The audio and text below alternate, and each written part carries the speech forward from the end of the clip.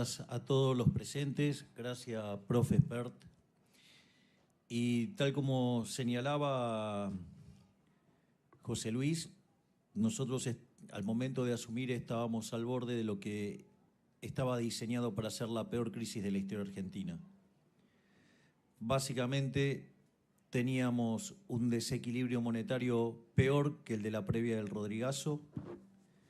Teníamos una situación de quiebra en el Banco Central aún peor que la que había en la previa de 1989, la hiperinflación de Alfonsín, que en mayoristas terminó rondeando una inflación del 5.000% anual.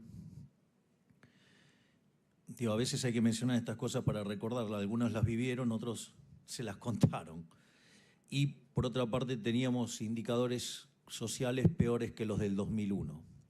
Es decir, estábamos frente a lo que iba a ser la peor crisis de toda la historia argentina y básicamente nosotros no nos quejamos por eso, porque sabíamos que la posibilidad de que un liberal libertario llegara a ser presidente no iba a ser en condiciones normales de presión y temperatura. Así es que nosotros estábamos preparados tanto para una situación como si le reventaba al gobierno anterior, o si el gobierno anterior era exitoso y nos dejaba la bomba a nosotros. En ese sentido, nosotros teníamos distintos programas planteados y así es que, digamos, desde el día 1 nos pusimos a trabajar. Para que más o menos tengan un orden de magnitudes, nosotros recibimos déficit gemelos por 17 puntos del PBI. Y eso, digamos, uno diría, bueno, qué grave es o no. Bueno, miren, cuando ustedes tienen 4 de déficit gemelos en términos de PBI es una alerta amarilla. 8 es, se van a dar una piña, imagínense lo que es 17. Ese era el tamaño del monstruo que venía encima. Tal cual como señala José Luis, los índices de precios en la primera semana de diciembre venían corriendo a una tasa del 3.700% anual, o sea, un 1% diario. En la segunda semana se aceleraron a 7.500% y, digamos, si ustedes, y nosotros presentamos que había un escenario de posibilidad de que la inflación, digamos, plantada era del 15.000% y efectivamente la inflación mayorista de diciembre, que es la que se anticipa a minoristas, dio 54% mensual. Eso anualizado da 17.000%. Y si ustedes se fijan, en el mes de abril la inflación mayorista fue del 3,4%, es decir, anualizada 50%. Yo entiendo que 50% anual es un montón y obviamente que me revienta tener ese nivel de inflación, pero, digamos, convengamos que venimos del 17.000%. Es decir, y lograr una baja del 17.000 al 50% en 4 meses, no hay registros históricos de haber hecho algo así.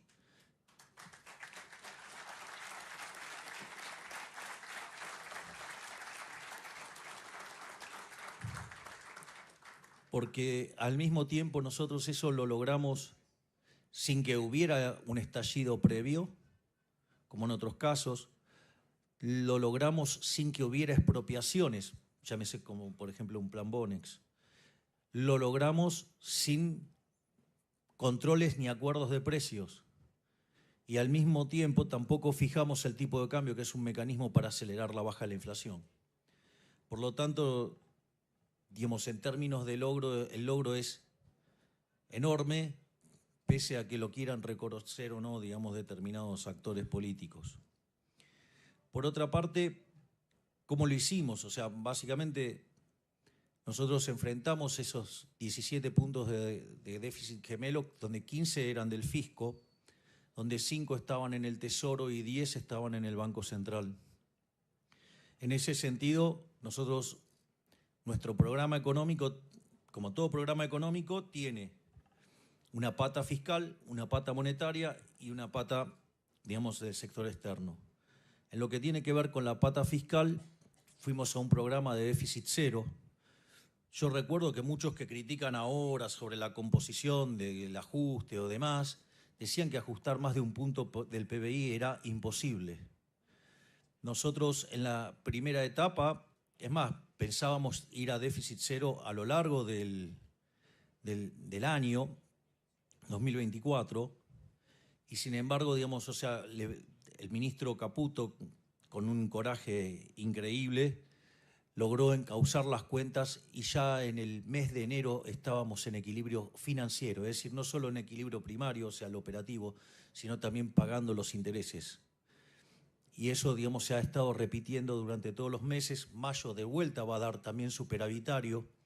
Y si bien estacionalmente por el pago de aguinaldos el mes de junio es deficitario, cuando ustedes toman los 6 meses juntos, somos superavitarios. Es decir, que el déficit cero sigue en pie, a pesar de que quieran mostrar que como digamos, sin considerar la estacionalidad del mes de junio, o sea, lo cual, digamos, es razonable, digamos. Pero bueno, nada, con tal de ensuciar son capaces de decir que hasta se quebró el déficit cero, cuando en realidad el déficit cero sigue en pie, porque ustedes tienen que ir tomando cómo se va acumulando, y en ese sentido, digamos, vamos a terminar con las cuentas superavitarias también en el consolidado de los 6 meses.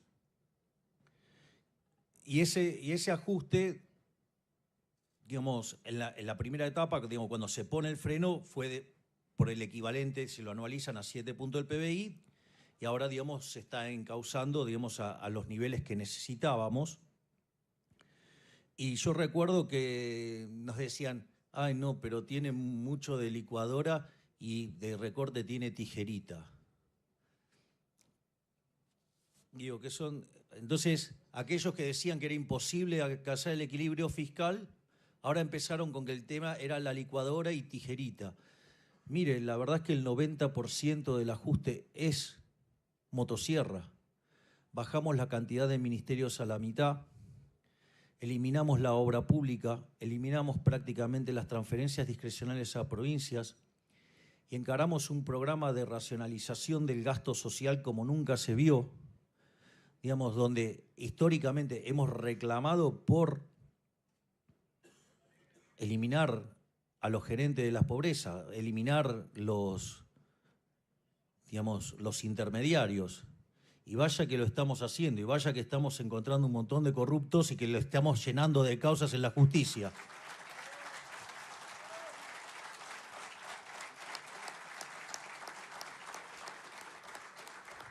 Por ende, no solo que estamos cumpliendo con el mandato de las urnas de bajar la inflación, estamos cumpliendo con el mandato de poner la calle en orden, cosa que gran mérito de la ministra Bullrich, sino que además estamos dando una lucha sin cuartel contra los corruptos y los que hundieron a este país, que usan las causas nobles para esconderse detrás de los pobres, y cuando ustedes le están tocando el curro, los acusan de insensibles, cuando en realidad lo que está pasando es que están llorando y gritando básicamente porque se le están terminando los curros y porque tienen abstinencia de caja.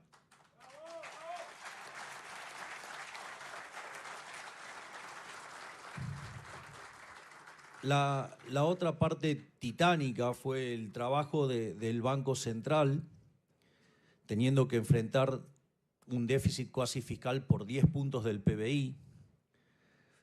Y ahí se hicieron varias cosas en materia de política monetaria. Por un lado, nosotros teníamos reservas internacionales netas negativas por 11.500 millones de dólares, casi 12.000 millones de dólares. Además, teníamos una brecha cambiaria del 200%, había una relación 3-1. Y recuerdo cuando estábamos digamos, yo después de las elecciones de las PASO, me fui a vivir al Hotel Libertador, porque, digamos, nada, como estaba viviendo en Benavides, eso implicaba por lo menos 1 hora de viaje en horas no pico, y en hora pico podía llegar a tardar 2 o 3. Entonces, por una cuestión, digo, de la dinámica, necesitaba quedarme en Capital Federal. Y yo recuerdo cuando estábamos en el Hotel Libertador con Toto Caputo, con Santiago Bausili y parte de ese equipo maravilloso que han armado, y había que decir, bueno, en rigor no podíamos salir del cepo, porque básicamente teníamos el problema de la deuda de la CIRA, que era un equivalente a 50.000 millones de dólares. Teníamos el problema de los dividendos atrapados. Teníamos el problema de los pasivos remunerados. Digo, para que vean el nivel de perversión de lo que dejó el gobierno anterior, nosotros pasaron todos los pasivos remunerados a un día. Esto quiere decir que si nosotros abríamos alegremente, como ellos esperaban que lo hicieran, sin tener conciencia de todo esto, íbamos a quintuplicar la base monetaria en un día. Digo, la hiper era evidente, iban a empezar con su tradicional política de los saqueos y ataque a supermercados y todas esas cosas que hoy algunos periodistas andan promoviendo, es decir, lo cual constituye un delito. Y en ese sentido, digamos, ellos tenían planeado, digamos, derrocar al gobierno para diciembre, para que ya en enero ellos ya estuvieran y todo el costo del ajuste y hacer todo el desastre inflacionario que lo pagáramos nosotros y terminar de matar de una vez por siempre al liberalismo en Argentina. En ese sentido, nosotros sabíamos que no podíamos salir porque además teníamos el equivalente de vencimiento de deuda en pesos por 90.000 millones de dólares. Teníamos vencimientos de deuda en moneda extranjera por 25.000 millones de dólares, mayormente con organismos multilaterales, pero teníamos caído el acuerdo con el fondo por el descalabro fiscal. Miren, para que más o menos se dé una idea del descalabro que generó esta gente, a lo largo de los 4 años se emitieron dinero por 28 puntos del PBI, que es la verdadera estafa del señoriaje, que después se traduce en el impuesto inflacionario, lo que estaba mencionando muy correctamente antes el profe Espert. Emitieron 28 puntos del PBI, o sea, se afanaron 28 puntos del PBI, porque la emisión monetaria es una estafa, pero de esos 28 emitieron 13 puntos del PBI durante el último año. Digamos, es un escándalo. Lo que hicieron es un escándalo. Y entonces, recuerdo que en aquel momento los economistas decían que el tipo de cambio había que llevarlo a 600 pesos y tenían un escenario de inflación, digamos, el consenso, y todos lo repetían bastante ese consenso. Es interesante porque nosotros, digamos, yo cuando estábamos ahí, yo les digo, pongamos el tipo de cambio a un tipo de cambio que se asimile al del mercado. Eso ahora voy a explicar por qué, pero entonces, dado que estábamos contemplando, digamos, el impuesto país, entonces eso daba que había que ponerlo en torno a 800 pesos. Y nos criticaron muchísimo por eso. Ahora, esos mismos que nos están criticando ahora y que hablan del atraso cambiario, ellos habían hecho el escenario con 600 de tipo de cambio y con más inflación. Y nosotros lo pusimos en 800 y con mucho menos inflación. Por eso digo, es bastante gracioso, digamos, lo pifiadores seriales que son algunos economistas que tanto consultan. Dicho eso permitió, por ejemplo, que nosotros compráramos desde el inicio de la gestión 17.500 millones de dólares. Me encanta cuando vienen y lo critican, digamos, los que en el medio saquearon al Banco Central por 45.000 millones de dólares. Al mismo tiempo, lo que tiene que ver con los pasivos remunerados que generaban 10 puntos de déficit fiscal en términos del PBI, hemos bajado ese déficit a 1 punto del PBI. Es decir, que entre los 7 que ahora quedaron 6, que hicimos en el Tesoro y los 9 que hicimos en el Banco Central, el ajuste son 15 puntos del PBI. Es decir, y le estamos devolviendo al sector privado 15 puntos del PBI. ¿Dónde lo ven eso? Que mientras que en diciembre discutíamos la hiperinflación que se venía, hoy estamos discutiendo créditos hipotecarios a 30 años. Si ustedes no creen que eso en 4 meses no es un montón, digamos, no sé qué dimensiones la gente tiene de lo que son los tiempos en economía.